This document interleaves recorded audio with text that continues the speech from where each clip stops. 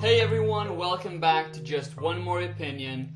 I'm your host Charlie, and with WandaVision, the most recent Marvel Disney Plus show, coming to an end, I am now in a position where I can rank all 9 episodes from the worst to the best, so let's go. Okay guys, if you haven't listened to my review episode of WandaVision, go check it out. It's available right now. In it, I go much more in depth into each episode in order and share my thoughts on the series as a whole. In this episode though, I will talk about each entry much quicker, as this is a smaller bonus episode. And I'll try not to go that much into spoilers, but still be aware that something might slip away, so yeah, you've been warned. I will simply comment on each episode for 30 seconds or a minute, what I liked, what I disliked, and then move on. Also know that this is just my opinion. If your ranking is different from mine, that is okay. In fact, I want to know all about it, so let me know what is your list and why. I would love to get that chat starting. And yes, let's begin. At number 9, episode 1, titled Filmed Before a Live Studio Audience. To be honest with you, I love this episode. I love all the episodes. There are no worst episodes, only better ones. So this was really a hard list to devise.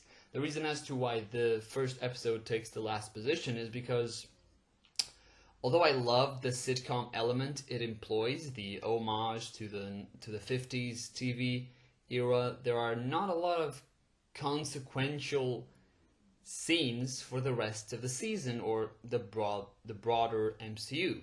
That's simply it.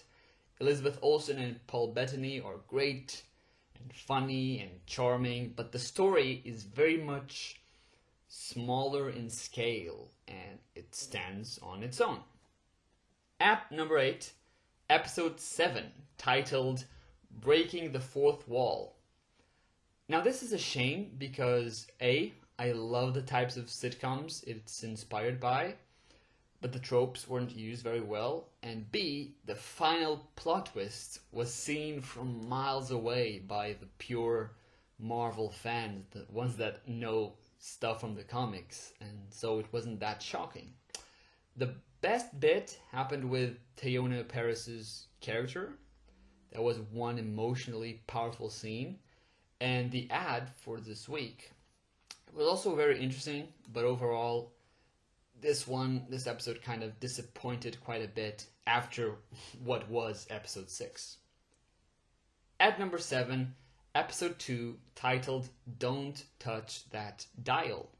Again, the reason as to why it's so low is because story-wise, it's still partly inconsequential until the very end, but the references, the humor, and those last 2 wild moments really make this one a hell of an entertaining episode, more than episode 7 for sure, and the special effects it employed are also quite good and charming. At number 6, episode 3, titled Now in Color.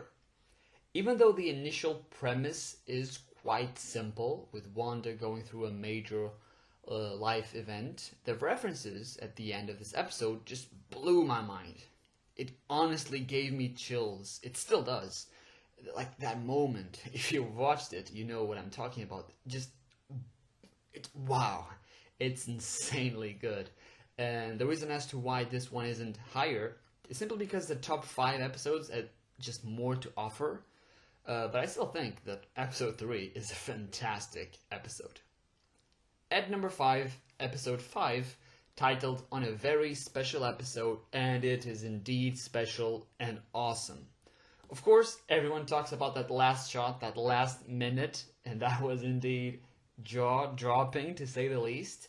But there were more awesome things that happened that were kind of overshadowed by that scene, and that is partly the reason as to why this episode is in the middle 3 of my list. We had, for example, a very badass moment for Wanda in the 3rd act.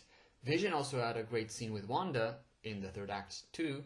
And the introduction of new characters made the show feel even more unique. Their interactions with Wanda and Vision just popped right off the screen. It was really quite something. At number 4, episode 8, titled Previously On, which was kind of a flashback episode, reliving Wanda's memories in a sort of good character exposition mode that I didn't really mind.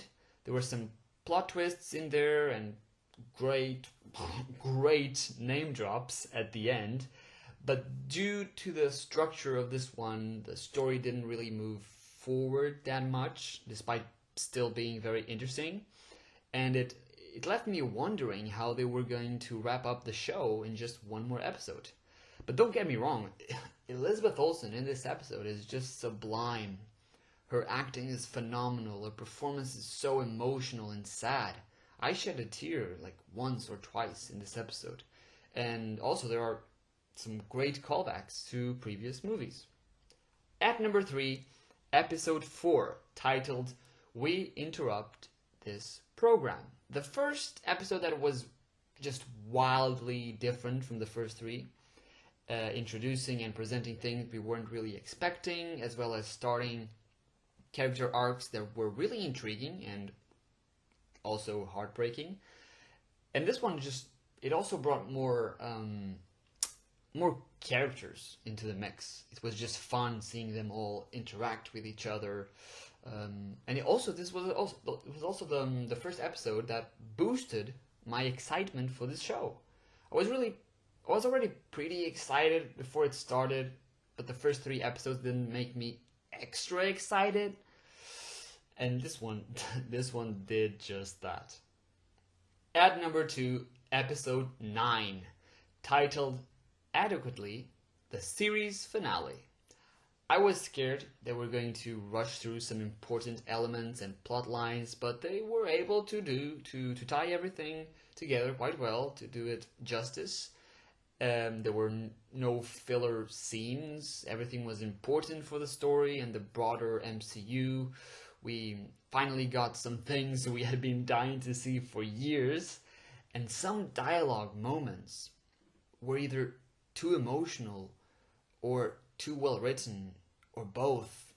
Like, just for me not to put this episode in the top 3, yeah, that would be a mistake. And also, for me not to put the show in the top 7, my top 7 favorite MCU projects, that would be a lie. This one episode was a fitting finale for WandaVision, for a fantastic show. It left just the right amount of cliffhangers. It explained some of the confusing elements of it in the best possible way, even if it kind of disappointed the theorizing fans that had speculated too much about certain things, like I did.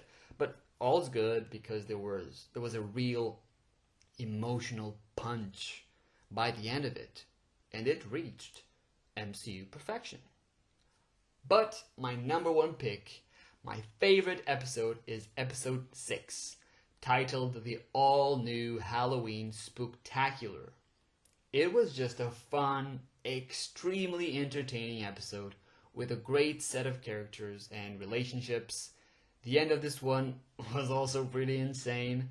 The comedy and character progression were really well written, and that shocking plot twist at the end of episode 5 was developed here damn well, making our fandom dreams come true.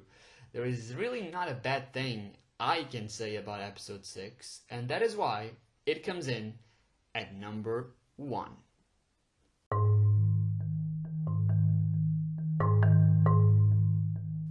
Okay guys, that is it for today. I hope you enjoyed this one. It was a really short episode, but hopefully short but sweet. This has been just one more opinion. I have been Charlie, and you have been awesome. Take care and goodbye.